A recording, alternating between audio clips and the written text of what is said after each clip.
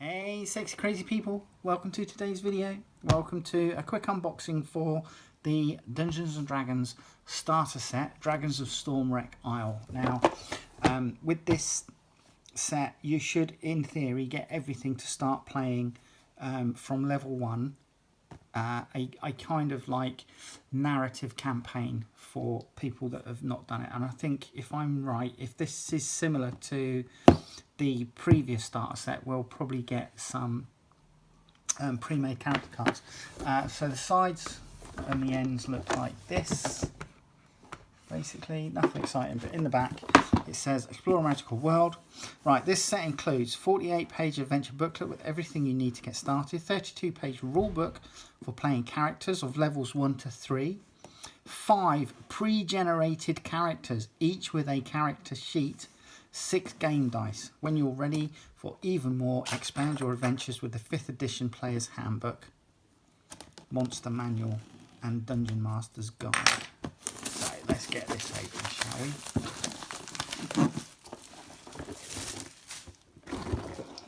And there we go. Nice cardboard box, nice artwork, liking this. So dice, stuff and more stuff, and you actually get a card insert here to because obviously it's a big box. It's giving you the illusion that you're getting a lot, but in actual fact there's not much to it, so that's what it looks like. Hard K, let's chuck that down there. Let's have a look and see what we get. So first off the bat, we get a welcome adventurer sheet. Your journey to the fantasy worlds of Dungeons and Dragons begins here. It's double-sided. There is a list of social media for the D&D community. So I will take a photograph and just pop that up at the end of the video, so that you can pause it and look if you're not already subscribed. You get 5 character sheets. So we get a Hill Dwarf Cleric, first level, size medium, background soldier, lawful good. We get a Wood Elf Fighter, first level, size medium, folk hero background, neutral good. We get a Paladin Human, first level, medium size, noble background, lawful good. We get a High Elf Wizard, first level, medium size, sage background and neutral good. And we get a rogue Lightfoot Halfling, first level, size small, criminal background, chaotic good. So those are your 5 pre-done character cards. We then get a starter set rule book. Now this rule book tells you how to play the game, and it tells you how to it gives you the roles, how to play in combat, things, and how the dexterity, intelligence, wisdom, charisma sort of things work. Tells you about travelling through your environment, movement and positions, combat, as I mentioned, actions in combat, so like attack, cast spell, dash, disengage, dodge, help, hide, ready. Some of your characters may have a special rule, like for example my character that I've designed, she specialises in protection, so she can intervene when one of my colleagues is being, one of my fellow adventurers is being attacked, and use her shield to tank the attack onto. Damage and healing, mounted combat, resting, goes through short rests, long rests, and the effects that have. Talks about the coins. So you have coins within Dungeons and Dragons. You have copper coins, silver coins, electrum, gold coins, and platinum. They're basically, it's copper, as in copper pieces, silver pieces, electrum pieces, gold pieces, or platinum pieces. You then have your armor class, which is not the full table because you're playing pre-made characters and you haven't designed them yourself. You get much more information in the essentials set, which you can go to after you've played this. I am going to point something out in a minute, which I think is really cool. Talks about armor, weapons, adventuring gear, you know, so you'll have like a dungeoneer's kit or an adventurer's kit or a bard's kit, etc. Talks about spells and how many spell slots you have at first level and second level, and so on and so forth. Okay, and then spell descriptions, how they work, what you need to do to cast them, etc.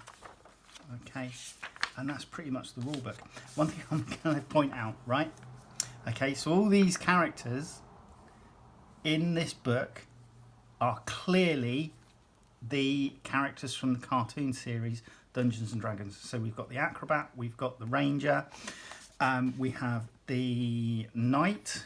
Was he a knight or was he a paladin or something? On there, and then we have a bit later on, where did it go? The wizard. The wizard makes a showing, if I can find him. There, the wizard's there with the acrobat. And again there. So yeah, right, then we come into the storyboard. Okay, Dragons of Stormwreck Isle. And this is more for the person that's going to be running this adventure for the newbies. It's split into 3 chapters. Chapter 1 is Dragon's Rest. 4 chapters. Chapter 2 is Seagrow Caves. Chapter 3 is Cursed Shipwreck. And Chapter 4 is Clifftop Observatory. So we then get our maps, and I do love the maps in D&D. Tips for the Dungeon Master, who's going to be running the adventure. And then Dragon's Rest. And these blue text boxes are essentially to give background and to the adventurers. You know, so it says here, your journey was uneventful, but the island now visible off the bow promises rare wonders. And you'll read that out to them to help bring the story along. There'll then be things like this. It says drowned sailors. Read the following text to start the encounter. So you'll have an encounter with these, and it says 3 shambling sailors are zombies. Okay, we then have the creatures that are going to be involved in the book. Okay, and then again, when you get to the next chapter, we've got Dragon's Rest here, which is like a druid's retreat. And you have the map. So I will probably try and build this as a board for people to play over. But then I may also just try and enlarge it so that they can play it.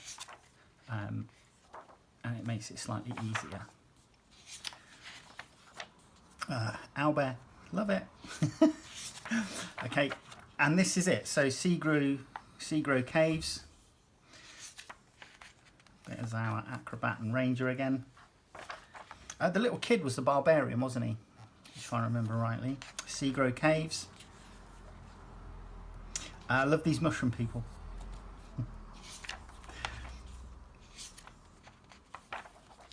And of course, we then have this wreck, and I am definitely going to try and do this in render this is as a miniature so that it's playable for definite.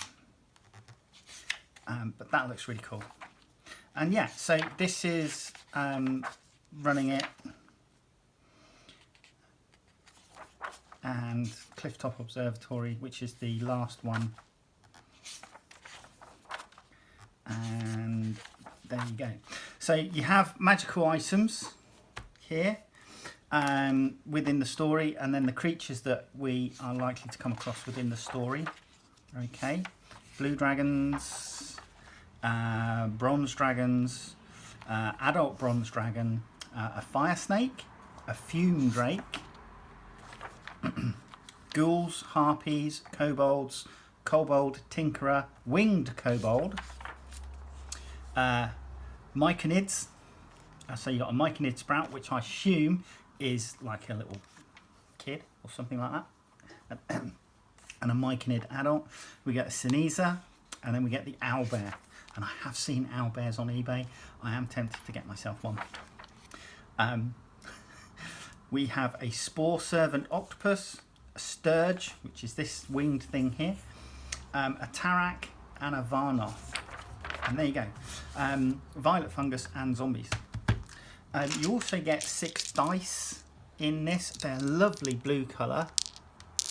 But you do only get 6 rather than a full set of 7. So you get a D4, a D6, a D8, a D10, a D12 and a D20 with this set. It misses out the D100, which is just basically a D8 but with different numbers on it. Sorry, not D8, a D10 but with different numbers on it. So that's what you get. So there you go, that's the set. That is